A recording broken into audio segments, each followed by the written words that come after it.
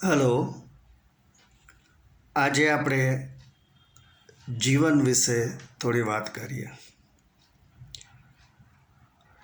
આજના નવા ફિલ્મી ગીતો મોટે ભાગે ડિસ્પોઝેબલ એટલે કે અલ્પજીવી હોય છે, શબ્દો અને સંગીત બંનેની દ્રષ્ટિએ.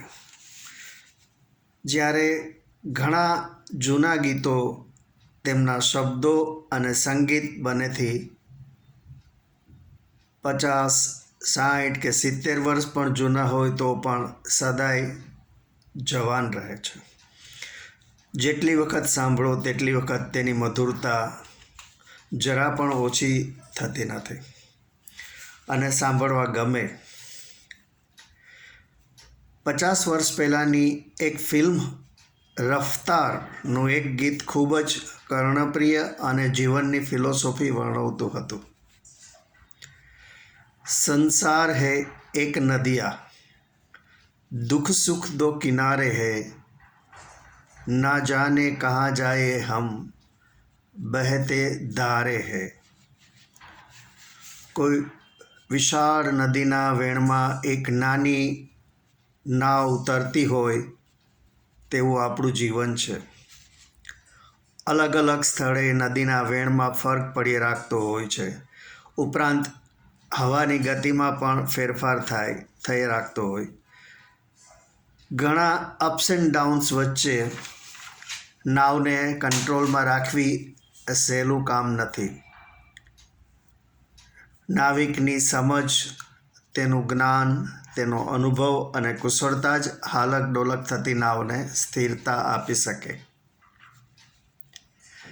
એ ગીતમાં આગળ કહે છે કે હે કોન વો દુનિયા મેં ના પાપ કિયા जिसने, बिन उलझे कांटों से कि फूल चुना किसने, बेदाग नहीं कोई यहाँ पापी सारे हैं, ना जाने कहाँ जाए हम बहते धारे हैं. મનુષ્ય જીવન જીવવું હોય તો કર્મ તો કરવા જ પડે છે અને એ કર્મ સાથે જોડાયેલ છે પાપ અને પુણ્ય. નિષ્પાપ નિષ્કલંક જીવન કોઈનું હોતું નથી. આપણે સૌ જાણીએ છીએ કે શિકાર કરવા નીકળેલ રાજા દશરથે સંધ્યાકાળે નદી કિનારે કંઈક અવાજ સંભળાતા હરણ પાણી પીતું હશે તેમ માનીને તીર ચલાવ્યું. ત્યારે પોતાના અંધ માતા પિતાને કાવડમાં બેસાડી ખભે કાવડ ઊંચકી યાત્રા કરવા લઈ જનાર શ્રવણ માતા પિતા માટે નદીએ પાણી લેવા ગયો. ત્યાં તેને એ તીર છાતીમાં વાગ્યું અને તેનું મૃત્યુ થયું. કાવડમાં બેસી રહેલા અંધ મા બાપને તો ખબર પણ ન હતી કે તેમના માટે પાણી લેવા ગયેલો તેમનો પુત્ર મૃત્યુને પામ્યો છે.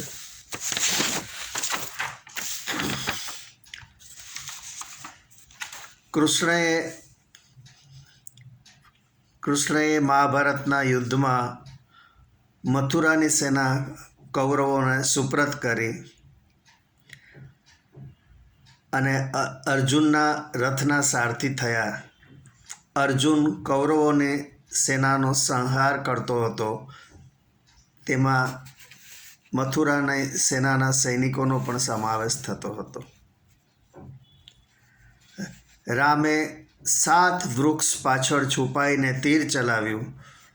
જે તીર 7 વૃક્ષોના થડ છેદી અતિ બલવાન વાનરરાજ વાલીની છાતીમાં વાગ્યું અને વાલી મરાયો.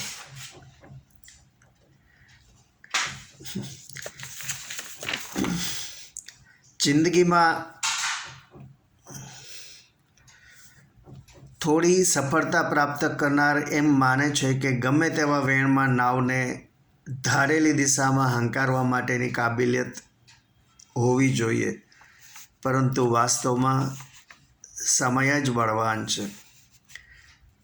મહાભારતના યુદ્ધમાં કૌરવોની સેનામાં ભીષ્મ પિતામહ, ગુરુ દ્રોણ જેવા સમર્થ લડવૈયા હોવા છતાં કૌરવોનો સંહાર કરનાર અર્જુનને કાબા લોકો લૂંટી ગયા. ભાલકામાં વિશ્રામ ફરમાવતા કૃષ્ણને એક પારધીનું બાણ વાગતા તેમનું મૃત્યુ થયું અને તે સાથે જ દ્વાપર યુગ સમાપ્ત થઈ ગયો. જીવન પરિવર્તનશીલ છે, એટલે આપણે અનેક વાસ્તવિકતાઓનો સ્વીકાર કરવો અનિવાર્ય બને છે.